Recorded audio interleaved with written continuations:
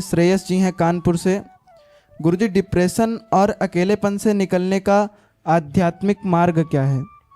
कृष्णाय वासुदेवाय हरे परमात्मने प्रणतः क्लेशनाशाय गोविंदाय नमो नमः। डिप्रेशन और अकेलेपन से निकलने का और कोई मार्ग है भी नहीं, आध्यात्मिक मार्ग ही है। बाकी जितने भी मार्ग हैं मेडिसिन के, उसमें अफीम मिला रहता है। तुम्हें जितनी भी दवाइयां दी जाती है ना, उसमें अफीम होते हैं। अफीम खा के सुलाया जाता है, इलाज नहीं है वो। परमानेंट रेमेडी अगर कहीं है तो आध्यात्म में है। अब डिप्रेशन है क्या? तनाव, अवसाद,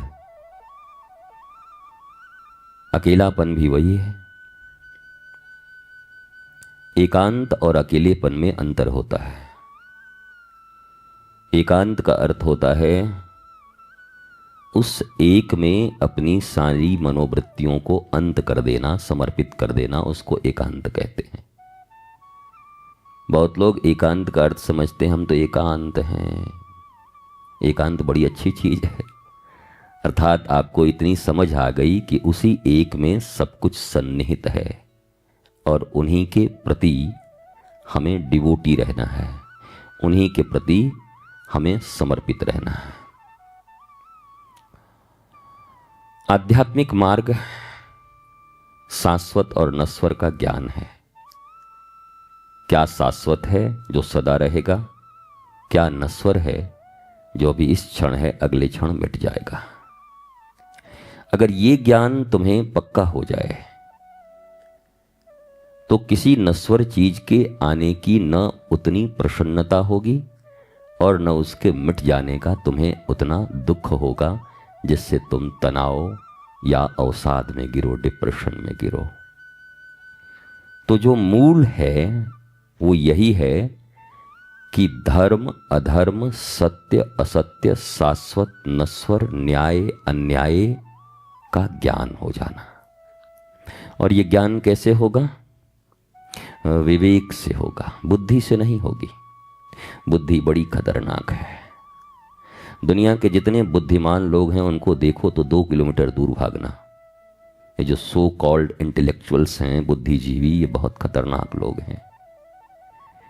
विवेकवान अगर कोई मिले, विवेकवान, तो उनके साथ मित्रता कर लेना, उनके चरणों में समर्पण कर देना। बुद्धि निर्णय नहीं कर पाती है कि जिस चीज के लिए वो जुगाड़ बना रही है पाने को, वो उसका नाश करेगी या उसका मंगल करेगी। बुद्धि को इतना पता नहीं होता है। बुद्धि को सिर्फ इतना आता है कि फ्रिज के अंदर में चॉकलेट रखा हुआ है तो चुरा के कैसे खा जाऊं, उतना ही जानता है। उसके ऊपर का ज्ञान उसे नहीं है। विवेक निर्णय करता है कि ये छोटी सी चोरी मेरे लिए ठीक होगी या नहीं, चोरी की वृत्ति मेरे भीतर में आएगी, मेरा अभ्यास खराब होगा, ये कर्म मुझे नहीं करना चाहिए। इसलिए बुद्धि के सदा ऊपर विवेक है। और विवेक मिलने का एक ही स्थान है जिसे मैं प्रातः, दोपहर, संध्या और रात्रि शयन के वक्त भी कहता हूं, बिनु सत्संग विवेक न होई, राम कृपा बिनु सुलभ न सोई। वो सत्संग से ही मिलेगी। और आप सत्संग कर ही रहे हैं, सत्संग में ही बैठे हैं और यही प्रश्न कर रहे हैं। बस लगे रहना मुन्ना भाई, छोड़ना मत।